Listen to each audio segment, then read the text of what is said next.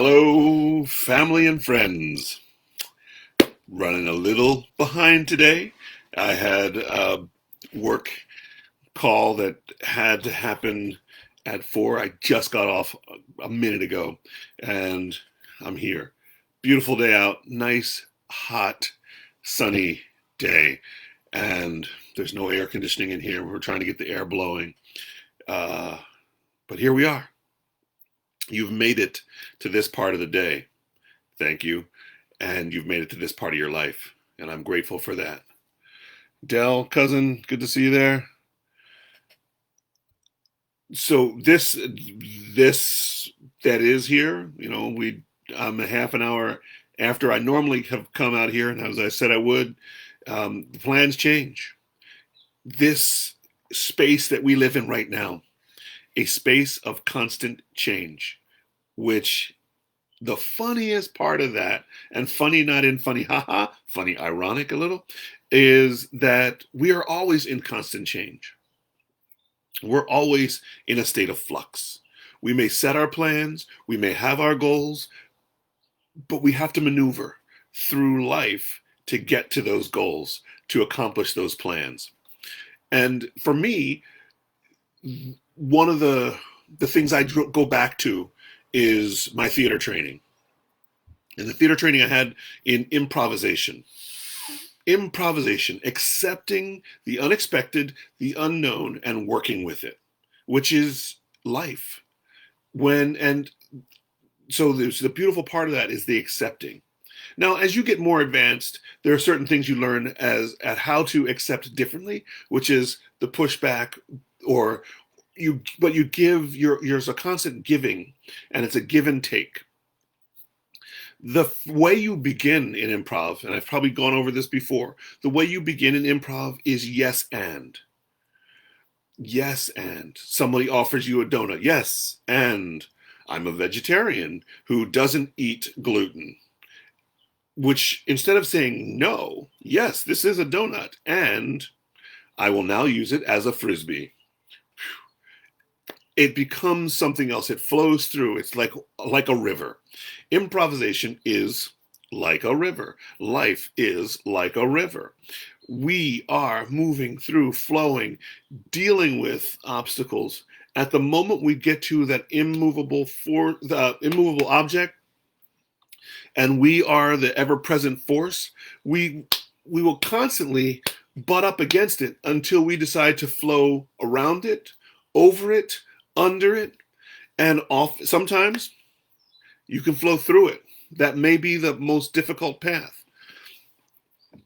We are in a space in our lives right now where many of us are figuring out how we maneuver through this improvisation of life.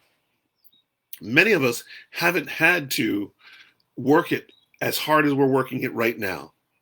There are quite a few of us who have had a plan set out. Whether you graduated high school and went right into college, and you made your class assignments, but then you had a structure, and then you finished college and you already had a place to maneuver into or move right into an internship or an apprenticeship or a position that kind of guided you, and then you continued to move, and then you leveraged that into another position, which is over here. But there was a structure that was constantly there. As a performing artist, that structure is very much like the river flowing. At times, it will come to a point where it just rolls for a bit. It doesn't seem to be moving forward, but it's rolling. Or there will be times when it's passing through and it's grabbing things as it goes that are resources that may not be known in the time that there will be resources, but they're used as the river flows. For me as a performing artist, there has been uncertainty through the vast majority of my career, with the exception of 2 years with Ringling Brothers Circus with two different contracts. So a 1 year contract, another 1 year contract. With Cirque du Soleil, there was a 4-year contract, and that was 4 years that were kind of locked down. All I had to worry about was when I wanted to take my vacation, where I wanted to go on that vacation. And the rest of it was set. We knew how many shows there were going to be. We knew what the training was going to be, and it was pretty squared away on how that was happening. There are, but once those contracts are over, the job is to find a new contract, to keep the training up, but also do the marketing that's necessary to get the next job. And we're in a space where some of us aren't very sure about what is coming. Will we be going back to that same job that we once had? I'm hearing in the rumbles in the town I live in Brattleboro here, that there are a few places that may close down because of what is happening right now, because of not being in business for 2 months already and not knowing how they will go back into business. Some of the smaller shops, smaller restaurants, if there's limitation on seating, and they were already working at capacity to be able to pay their bills, if they have to go to 2/3 capacity, it doesn't really help them pay those bills. So there's uncertainty there, and how do you work with that plan? How do you improvise through that plan? Yes, and yes, and the job that I thought was going to be there isn't there. And what are my skills? And what do I do? What are my resources? Yes, and it's really important when we step into that yes and is to breathe into that yes and. When we hold our breath, when we get into the place of fear and anxiety and tension and anger and we tighten up, then we're not prepared to accept a new possibility. We're not able to accept and welcome in the the miracles that are out there at all times. Hello, nephew Keenan. Thank you for joining me again. Uh, Even though I can't see you, Keenan, it's great to see your name up there and know that you're out there. Thank you very much. Um, yeah. So how do we boldly go to boldly go where no one has gone before? How do we boldly go? That's every day. We once again open up, step into that space of yes, and I'm going to do something wonderful. Yes, and I'm going to sit here and regroup for just a moment. Yes, and I'm going to help somebody else out because I have the means and I have the ability to do that while I figure out what's going on in my life. Yes, and there are so many options to the yes, and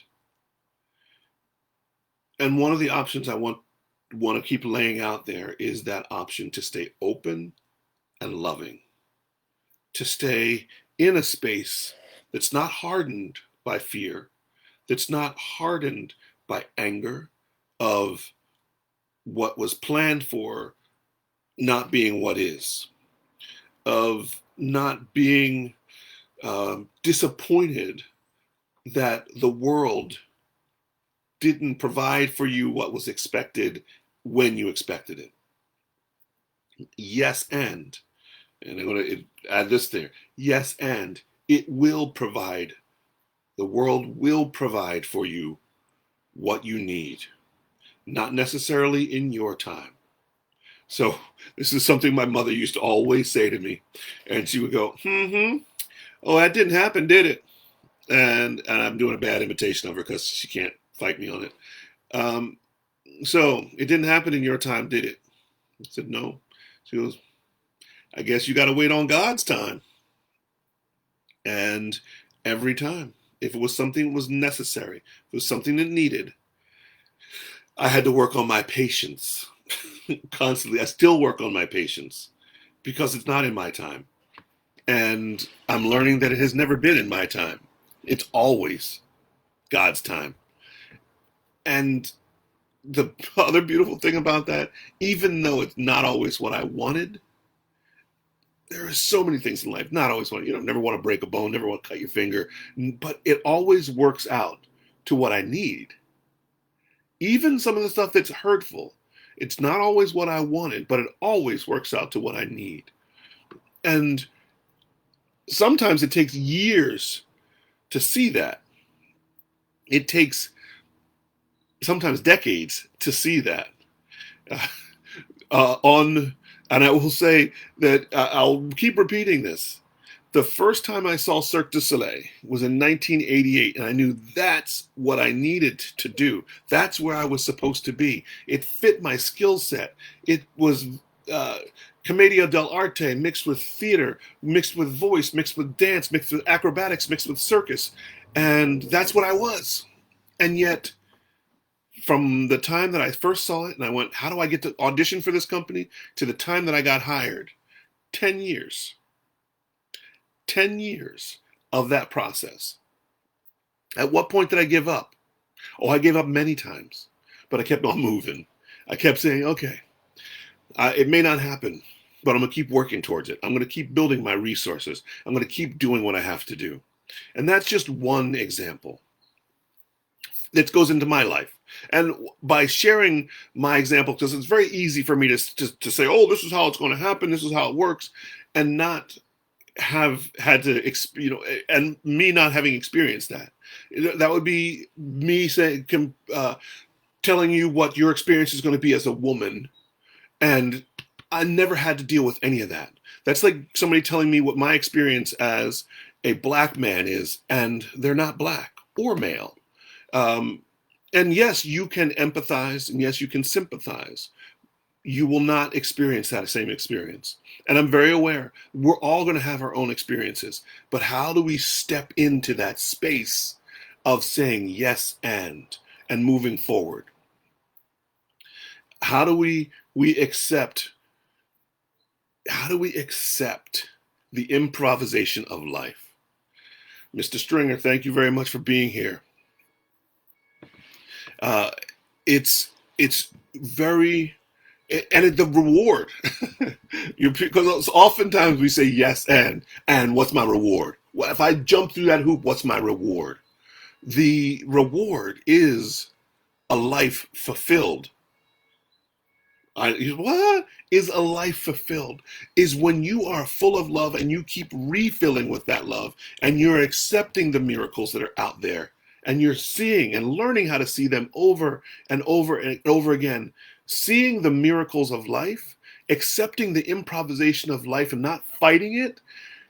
The miracles are the reward, and they're there, and they're accessible to you anytime, except when you're closed off, except when you shut down, except when you forget yes and it's the reward is the life lived. The reward is a fulfilled life. The reward is love. Self-love first. For me, even though I was living the miracles and working through those miracles, I struggled for many years with loving myself. I didn't feel that I was valuable, and I didn't feel my worth, and I didn't feel I was worthy. And some of that was because I was accepting what others had put into my ear. What others, when they looked at me and they diminished what I was, and I did, and when someone says you can't do that, and I say yes, and I'm going to do that. Yes, I may be brown, and yes, I may not have seen another brown person do what I do, but yes, I am going to do that. And so I look now, and I've just seen, even, I've seen on television, on ESPN, which I don't follow sports, but I'm seeing that there are female football coaches. Hallelujah. Imagine being the first one to get that contract. I remember in 1988, I was working at TGA Fridays at Rockefeller Center, and a family came in and they were celebrating. I don't remember their names, but they were celebrating. I said, what are you celebrating? And they were celebrating that their youngest child just got hired as a college football coach. She was a woman. and she knew football inside and out. She watched it with her dad. She coached little league. She did midget football. She did all that. She played it when she was little, even though they didn't let her play much field time. But she grew up and she loved football. And this is 1988, and she got hired. I can't remember what college it was even, but they were in New York City, and I was just like, wow, that's got to be a tough row to hoe, to be the first female, to deal with the misogyny in the locker room, to deal with the misogyny of other coaches, to be told you're and marginalized. And yet, and I don't know where she is to this day, but I hope that that has moved her to a place of knowing that anything is possible, and working towards it, and then sharing that with others. And that's what I'm doing with you. This I grew up as a kid in New Jersey, and I got to travel the world. I got to do things that I never imagined. I just remember sitting on set. Pardon me. I remember sitting on set where I was stunt doubling Lou Gossett Jr. I grew up, and Lou Gossett Jr. Was in goodness gracious, Roots. Lou Gossett Jr., An Officer and a Gentleman. Lou Gossett Jr., An Enemy Mine. And I was a stunt double for a TV or a movie. And it was so great to just sit in that space with him. And he shared with me, not as the younger fellow, yeah, as this younger fellow, but we were equals. We were working on the same project, and I was his double. And he shared with me some insider tips that was about how you move forward. And he talked about some of the adversity he dealt with as he worked his way through his career, and gave me encouragement to keep working on my career. That was so valuable, to have that moment with him in his trailer where he invited me in and we sat and chatted. It was absolutely invaluable. And to what I gained from that was, you're never too big to pass on the information. You're never too much to be able to share. And I will add one other. I saw Jelly's Last Jam on Broadway. It was a matinee on a Saturday. Went with my parents. After the show, I love to hang out until the last note is played, till most of the audience is left. And I walked out through the theater, got to the lobby, and for the stragglers there in the lobby, Gregory Hines came out and just gave a little speech about thanking the audience. Gregory Hines, if you're not familiar, amazing. He was in the first show I ever saw as a kid, Sophisticated Ladies. Really amazing. He was a hero of mine. And for him, when he came out and he said, I'm here, he was doing a thing, raising some money for Equity Fights AIDS.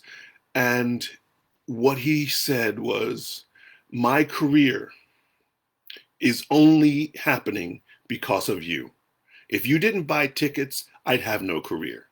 If you didn't support what I do, I'd have no career.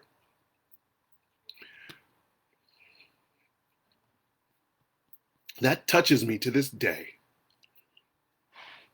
Without you, I'm sitting here talking to the wall. Without you, none of this is possible. So see what your power is, and when you look out as you flow through life, remember that we are each other's power. We give power and we also receive power from each other, and how we stay connected and flow in our yes and is how we thrive, radiate, shine, and just create the most miraculous thing that ever was in life. And that's a healthy environment for everyone to live in. Alrighty, I'm going to just pick one poem to read, once again using the divine selection from A Poem a Day, Volume 2.